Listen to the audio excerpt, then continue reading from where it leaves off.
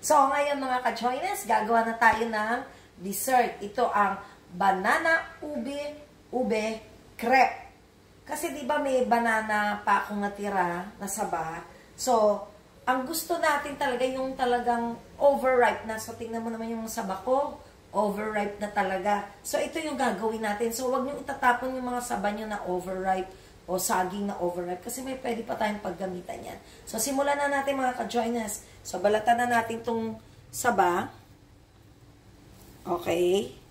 Yan. Huwag kayong mag-alala. Nag-wash po ako ng hands.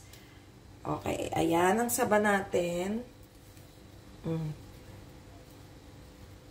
Actually, talagang overripe na talaga siya.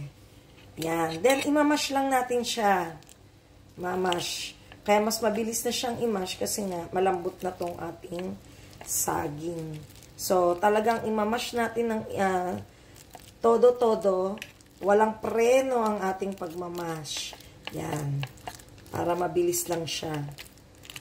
So, ganyan lang ang ating gagawin sa ating saba. And then, let's start na. Okay mga ka-joiners, lagyan lang natin ng margarine.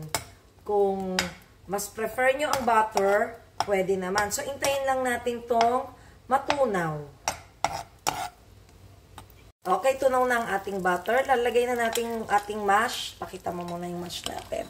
Ito na yung ating mash banana. Okay. So, medyo i-ano lang natin siya. Parang ipiprito lang natin siya ng kaunti. Yan. So,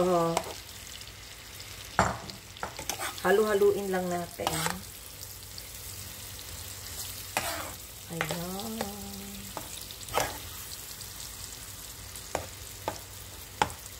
Actually, yung amoy ng butter at saka ng ano ba to, ng saging, ang sarap na ng amoy, no?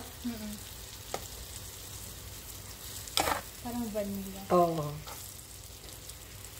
Si Sally po yun. Kung hinahanap niyo po si Sally, nagpapasuspense pa po siya uli magpakita. Kaya ayaw niya po muna ma-expose ngayong mga panahon na ito. Okay, then lagyan na natin siya ng 1/2 na condensed milk.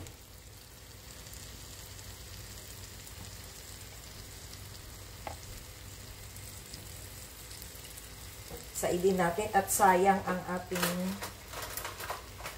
condensed milk. Yan. Marami pa yan eh. Oh.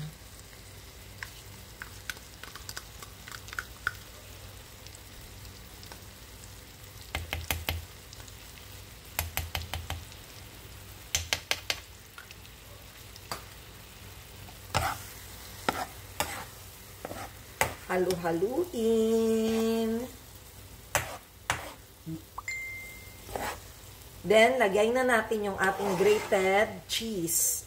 Ito yung kontra. May contrast na lasa, may pagkamaalat. So, lalagyan natin siya ng ito. Yung ating grated cheese. Oops.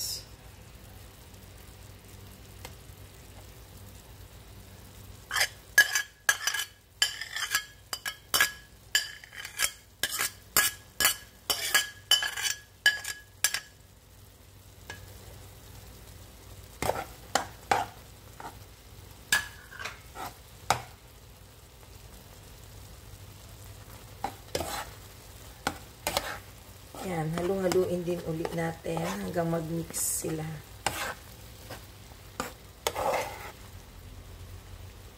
Okay, so tinabi na natin. Ito na yung na-prito natin. Or, actually, basta ano lang natin, basta hinalo-halo lang natin siya. So, ito na yung ating mashed banana with cheese and condensed milk. So, maya-maya, gagawa na tayo ng crepe nito. So, meron muna tayong 1 cup boiling water. Then, lalagyan na natin ng 1/2 cup na condensed ube condensed milk. May nabibili na ganyan na ube condensed milk. So, ihahalo lang natin siya ng ihahalo sa ating boiling water. Okay, ngayon, halong-halo na ang ating ube condensed milk sa boiling water.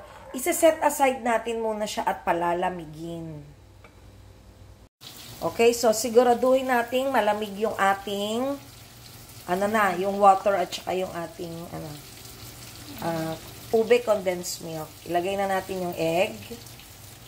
Dapat hindi na siya mainit kasi baka maluto ang ating egg. So, babatihin na natin. Okay, then lagyan natin ng flour. 1 cup. 1 cup ng flour.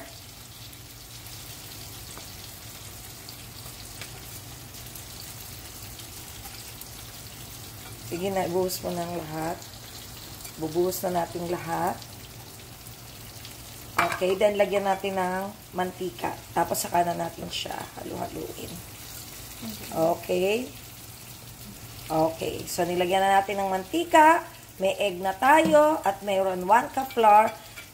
Halu-haluin natin hanggang ma-purify natin yung flour. So, ayan na. Isisift na natin yung ating ginawa mixture para, ayan o, makikita nyo may mga buo. At least hindi natin masasama yan. Kaya isisift natin mabuti para talagang walang buo sa ating mixture. Okay, pahiran na natin ang ating, pahiran natin yung ating pan ng ating margarine. Kung gusto ng butter, pwede naman. Kasi gagawa na tayo nito ng crepe. Yung ating mixture,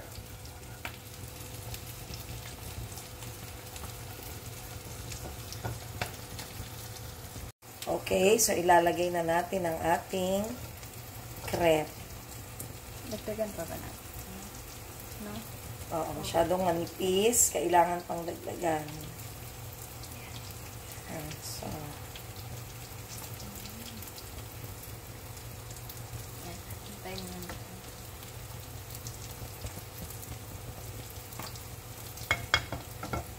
okay, so intayin lang natin siya. At yan, gagawin natin yan ng paulit-ulit hanggang makarami tayo ng ating crepe. Okay mga ka-joiners, lalagay na natin yung ating ginawa sa ating nagawang crepe. Actually, medyo mahirap gumawa ng crepe. Parang mas madaling gumawa ng pancake, no? Kaya kung halimbawa mahirapan kayo dun sa paggawa ng ating crepe, pwede naman siyang gawin sa lumpia wrapper. Ibabalot lang natin siya sa lumpia wrapper. Ay, nako, palutungin natin yan. Kasarap na. So, ayan, hatiin na natin yan.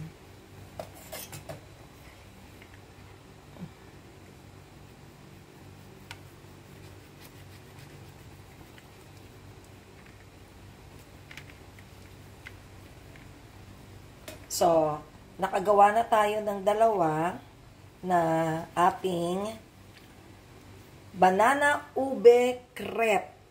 So, ito na lang muna tayo kasi iniintay pa natin, andito pa yung susunod nating ginagawa na crepe. So, dito na natin. Ito na yan mga ka-joiners. Ito ang ating banana ube crepe. Marami pa tayong ibabalot. So, mamaya na natin yung gagawin. So, paano mga ka-joiners? Meron na tayong dessert. Ang ating banana ube crepe. I-enjoy na natin yan. So, kainan na. Gutom na rin ako. Gawin tong merienda, gawing agahan, at kahit after midnight snack natin, pwedeng-pwede to. So, enjoy natin mga ka-joiners. Always remember, happiness is joy. Bye-bye!